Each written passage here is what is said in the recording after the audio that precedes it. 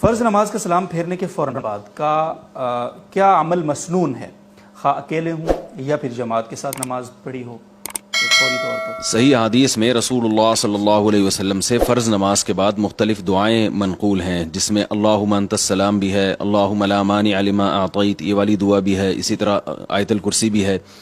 تو یہ جتنے مسنون اعمال ہیں بہت ساری احادیث میں ہیں، ان کی تعداد کافی تعداد ہے۔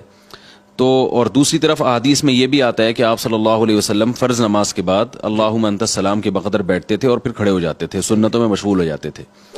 تو ان دونوں قسم کی احادیث میں علماء نے تطبیق یہ دی ہے کہ فرض نماز کے بعد کا جو مطلب ہے اس کا مطلب سنتیں بھی اس میں شامل ہیں۔ تو جن فرائض کے بعد سنتیں ہیں تو سنتوں کے بعد تو تفصیل سے تمام وظائف پڑھے جائیں، آیت الکرسی ہے خاص طور پر، اور وہ اللہم لا مانع لما اعطیت والی دعا ہے۔ اور جن نمازوں کے بعد سنتیں نہیں ہیں تو ان میں فرض نماز کے فوراً بعد یہ ساری چیزیں پڑھ لی جائیں۔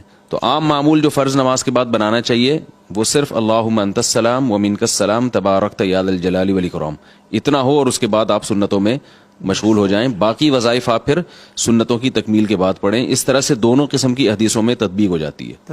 بہت بہت شکریہ سر۔ ایک فرض نمازوں کے فوراً بعد سے ایک پوری مسجد میں سی سی کی آواز آتی ہے یہاں ہاتھ رکھ کے ماتھے پہ، اس کی کیا ہے؟ یہ جو لوگ ماتھے پہ ہاتھ رکھتے ہیں یہ کہیں اس کا کوئی صحیح روایت سے ثبوت نہیں ہے۔ بعض لوگ ایک وظیفے کے طور پہ بتاتے ہیں کہ اس سے حافظہ تیز ہوتا ہے، ماتھے پہ رکھ کے یا قویو پڑھا جائے، لیکن بات یہ ہے کہ اکا دکا کوئی شخص کر رہا ہو تو چلو لوگ اس کو سمجھیں گے کوئی وظیفہ کر رہا ہے، کوئی ٹوٹکا کر رہا ہے، یہ تو سارے نمازی کر رہے ہوتے ہیں، لوگ اس کو سنت سمجھتے ہیں۔